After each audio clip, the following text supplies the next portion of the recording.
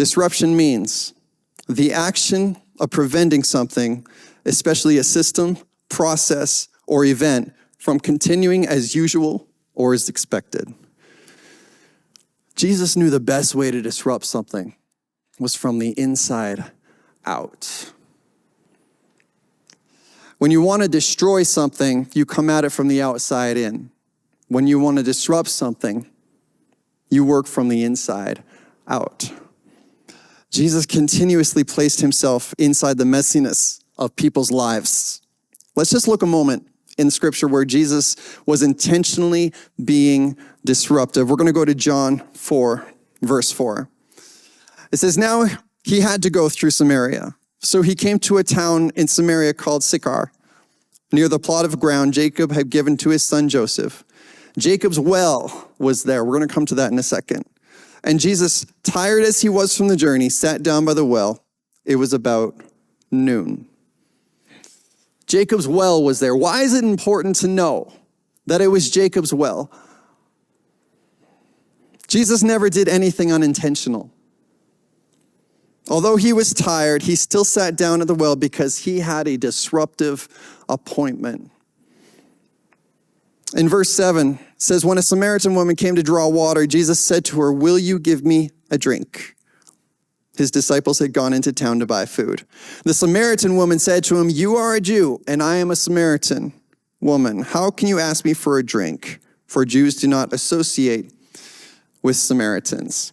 Now, I've heard this story 100 times, maybe more. And we always talk about Jesus' intentionality to meet the woman at the well.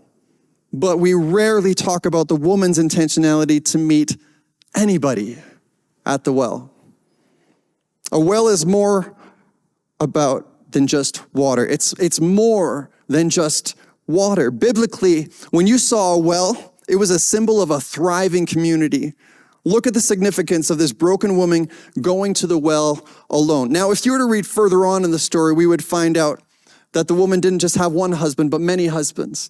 And so you see a woman who's been ostracized by her entire community, and she's going out at the time of day that nobody else goes out. And I'm telling you, there was an intentionality on her part, maybe hoping, maybe wishing that if she were to go out there, she wouldn't find the community that's ostracizing her, but maybe somebody else would be at that well that's broken too. She was drawn towards the symbol of community when she felt she had none.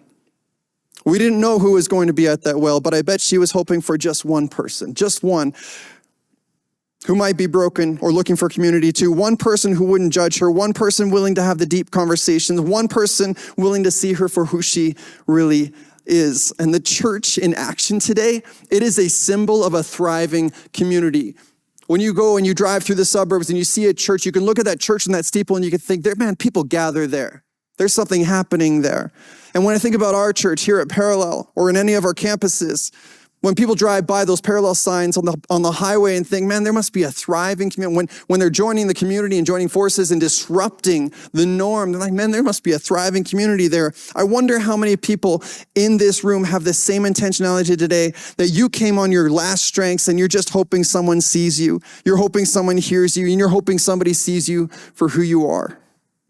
Because pain draws to healing like thirst draws you to water. And if you're feeling something, if you're feeling ostracized or outcast by your community, that pain will draw you to a place where you might be able to find healing. And I believe with all my heart that that's the intentionality of the woman when she went to the well.